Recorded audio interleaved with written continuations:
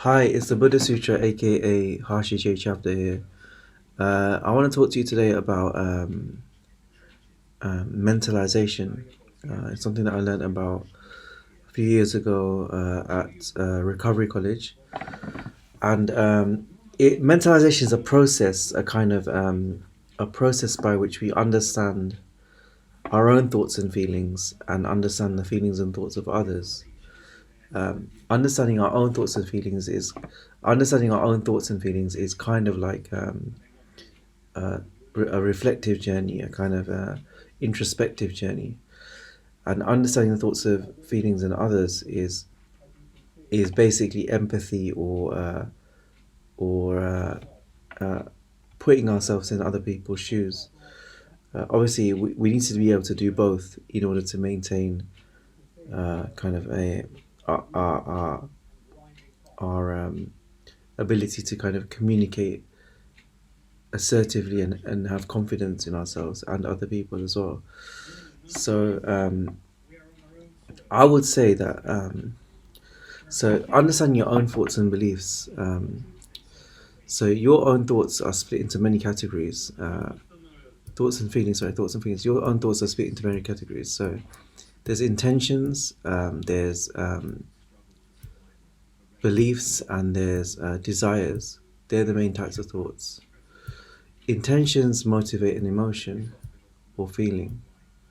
So when you have an intention, it motivates a feeling in you, an emotion in you. Desires motivate actions. So a desire would motivate. Desire to eat will motivate um, an action in you to do certain things. Maybe do kind of a desire to kind of wake up in the morning will make you wake up. Uh, yeah, that is all kind of a uh, an example of desire and intention. The final one is belief. Now, belief is any knowledge you have which you can justify as true to yourself.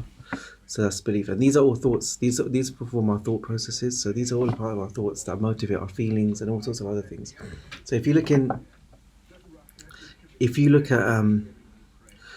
the um, the cycle of thoughts, feelings, and behaviors. Thoughts motivate feelings. Feelings motivate behaviors. So I don't know if it's that ordering, or if it's feelings motivate thoughts, thoughts motivate behaviors. I don't know if it's that way or the other way, but I know that that is the cycle we go by. Um, I think the fact is that these models kind of can be destructive, because you can have a negative thought that encourages negative feelings, and then that encourages negative actions, and it then builds up. So it can be a negative cycle, a vicious cycle. Um, but mentalization is very useful. So one of the tools you can do in mentalization is basically understanding someone else. So it's trying to basically understand where people are coming from, and what they need, and their own beliefs and their own thoughts and their own feelings. Uh, for example, if you have the ability to kind of empathize and rationalize with people, then uh, you can go a long way into fixing your own problems.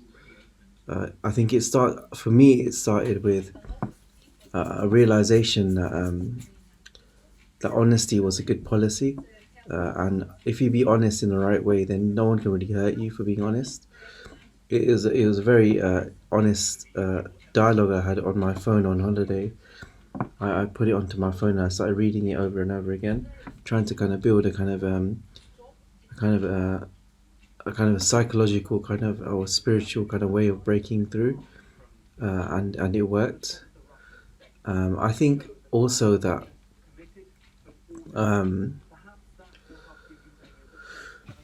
we focus too much on sometimes words.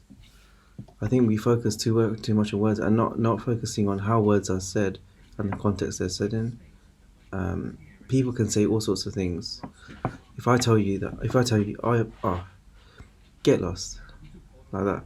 Or if I tell you, oh man, get lost, man, come on, like, it's a different sort of feeling. The context is different. The intonation, the way it's said is different. Um, the words are the same, but they mean totally different things. Um, this is the thing that when we look at the words and what if we look at a transcript of someone said throughout the whole life, you're probably horrified at what we've spoken. But if you break it down into context and the way it was said, that makes a difference. Sometimes I write stuff and I think I'm trying to say this out, and it's strange that it's kind of hitting the wrong notes, and it makes me feel like I'm wasting my time. But obviously, like if I say it to you, it'll be different. But if I write it down, it'll probably be quite horrifying, and just like what is going on, like. So that's all I wanted to say today about mentalization. Mentalization is a useful tool to kind of understand your feelings and the feelings of others and the emotions of others and your emotions. Um, Obviously, emotions are healthy. So any emotion is has a healthy product. Basically, it motivates you to do good things, or motivates you to, for example, if you feel guilt, you're motivated to sort that problem out with that person. If you don't feel guilt, then you're not motivated. Some emotions, some emotions called feelings are unhealthy. So feelings can be very kind of they can be inhibitory. So if you've got a feeling of shame, it's not an emotion of shame. Emotion of guilt and feeling of shame, they're two separate things. Shame is like very kind of, oh well, I'm a bad person. I need to be punished and all this stuff for being the person I am and all this. While guilt is more like, oh, that person's hurting because of something I've done. I've done a bad act. My actions have been poor towards that person. Let me go fix that. So it's emotions of guilt and feelings of shame. That's the way of looking at it. Um, Anger is an emotion, but aggression is a feeling.